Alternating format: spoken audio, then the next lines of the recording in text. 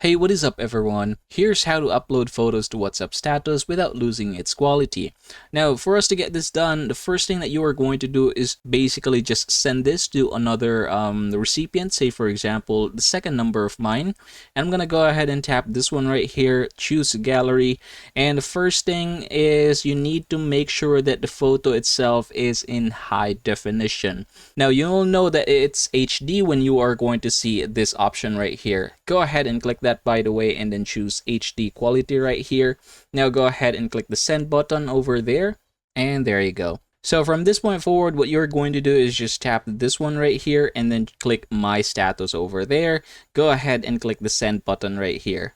All right, there you go, status sent. Now let's go ahead and check it out. All right, there it is. So I'm gonna open it, click this one right here, and you can see that now we are still seeing a very detailed picture without losing its quality. And yeah, that is how simple it is to get it done.